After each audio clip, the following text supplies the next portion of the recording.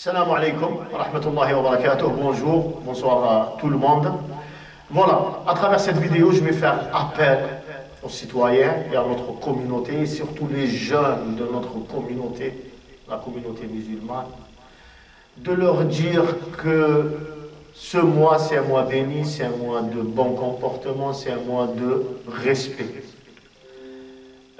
Vous savez, avec le confinement qu'il y a, nos forces de l'ordre, tout ce qui est gendarmerie, police nationale, police municipale, sans oublier les pompiers, etc., ils se sont mobilisés pour faire respecter le confinement. Et ce respect de confinement, c'est un bien pour nous et c'est un bien pour les autres.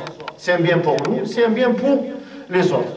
Malheureusement, certains jeunes, ils font tout pour provoquer les forces de l'ordre. Après, ils commencent à les filmer, ils commencent à propager ça sur Facebook, sur Twitter, etc. Et après, ça parle du racisme, ça parle du ci, ça parle de ça. Et ça, je trouve que ça, c'est vraiment malheureux. Sachez que les forces de l'ordre, ils sont sous pression. Ils sont sous tension. Et si vous vous rappelez que les forces de l'ordre, ils ont commencé à sortir dans les rues pour faire respecter le confinement, ils n'avaient même pas de masque. Ça veut dire qu'eux, ils étaient exposés pour que nous, on ne s'expose pas. Pour nous, on ne s'expose pas. Qu'est-ce qu'ils disent? Ils nous disent quoi? Ils nous disent de rester chez vous. Après, le fait de verbaliser les gens, etc., ils ont tout à fait raison de verbaliser les gens. Ils n'ont rien à faire dehors, les gens. Ils n'ont rien à faire. Ils vont aider à la propagation de ce virus. Wallah, écoutez-moi bien. Il y avait une personne, un jeune, il sortait dehors, etc. Il ne respectait pas le confinement. Il a attrapé le corona. Il a transmis ce corona à son père, à sa mère, qui étaient un peu âgés et tout ça. Les deux parents, ils sont morts. Et lui, il est guéri. Qu'est-ce qu'il a gagné? Qu'est-ce qu'il a gagné, dites-moi? À part qu'il est en train de se culpabiliser jusqu'à maintenant. Et vous savez, avec ce qui se passe, il y a la police qui sont mobilisés, la gendarmerie, la police municipale, ils sont mobilisés 24 sur 24, etc., pour veiller au respect de ce confinement, pour que cette maladie, elle ne se propage pas. Parce que le seul remède maintenant pour cette maladie, c'est que les gens, ils restent chez eux. Et eux, ils font tout pour que les gens, ils restent chez eux. Pour que les gens, ils ne restent pas dehors. Et malheureusement, certains, ils jouent sur ça. Ils commencent à, et comme j'ai dit tout à l'heure, la police, etc., les forces de l'ordre sont sous tension, ils rajoutent, ils viennent les provoquer, ils viennent les filmer, regardez ce qu'il est en train de faire, etc., etc.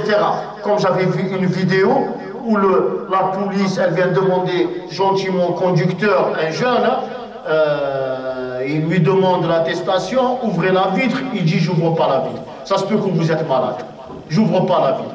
Si toi tu as peur d'être malade, pourquoi tu sors dehors? Pourquoi tu sors dehors? Et moi j'appelle ça, c'est un manque de respect. Et c'est vrai qu'il y a un grand manque de respect envers les forces de l'ordre. Même les pompiers qui rentrent dans les quartiers pour intervenir, ils sont caillassés. Vous trouvez ça que c'est normal? Moi je trouve que ça, c'est pas normal. Vous savez, il y a une parole prophétique qui dit « La yashkurullah, mais la yashkurunnas » il ne remercie pas Allah, celui qui ne remercie pas les gens. Et ces gens-là, ils sont à notre service. Moi, je me suis fait contrôler plusieurs fois. C'est avec le sourire et avec le respect. Mais si vous venez, vous commencez à les provoquer, etc., après, vous attendez à quoi? Vous attendez à quoi? Vous attendez qu'ils vous offrent des fleurs? Vous attendez qu'ils vous fassent le sourire?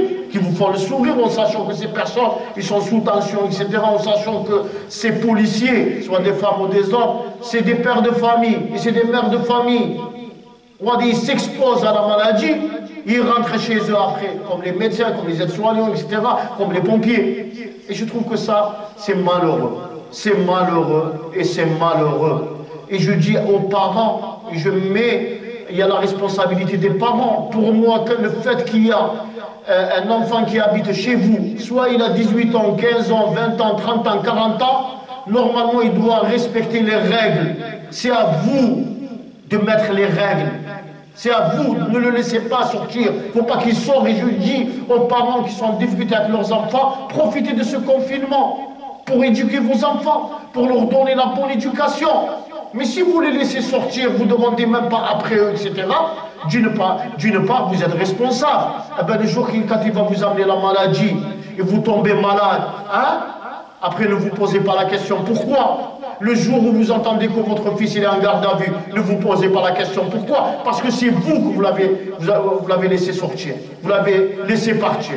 Regardez dernièrement, là il y a 2 jours, un fou qui fonce sur le policier, 2 motards sont dans un état grave. Le policier ou les forces de l'ordre, quand ils sortent de chez eux, c'est pour rentrer chez eux en bonne santé, pour rentrer chez eux. Hein? Je dis bien ici des pères de famille, ils ont des enfants, etc. Hein? Qu'est-ce qu'on va dire aux parents, aux enfants et aux femmes de ces policiers qui se sont fait écraser par ce malade? Hein? Qu'est-ce qu'on va leur dire? Non, moi je trouve que les limites, ils ont été dépassées. Et aussi après, ils commencent à filmer, et après ils prennent les photos de ces policiers, ou là, de ces gendarmes, ou là, la police municipale, ou les pompiers commencent à les publier sur Internet, etc. Celui-là, il est raciste, celui-là, il est ici. Et en sachant qu'en mettant ça sur les réseaux sociaux et tout ça, on met en danger ce policier, ce gendarme, on le met lui en danger, on met sa famille en danger aussi. On met sa famille en danger. Moi, je trouve que l'État, elle doit interdire ça. Elle doit interdire ça. Le policier, quand il sort pour travailler. Il ne sort pas comment dirais-je, pour se faire, pour qu'il est injurié, ou il est insulté, ou il est humilié. Et après, il trouve sa photo, etc., avec des paroles qui ne conviennent pas. Non, je dis non. Je dis non, il faut stopper tout ça. Il faut stopper tout ça. C'est des êtres humains. Et moi, je dis que j'avais écrit une lettre où je félicite. J'ai félicité et je remercie le travail qu'ils sont en train de faire, les forces de l'ordre. Et quand vous parlez de ça, allez-y voir ce qui se passe dans les pays arabes. Les gens qui ne respectent pas le confinement, qu'est-ce qu'on leur fait? Qu'est-ce qu'on leur fait? Allez-y, descendez et vous allez voir.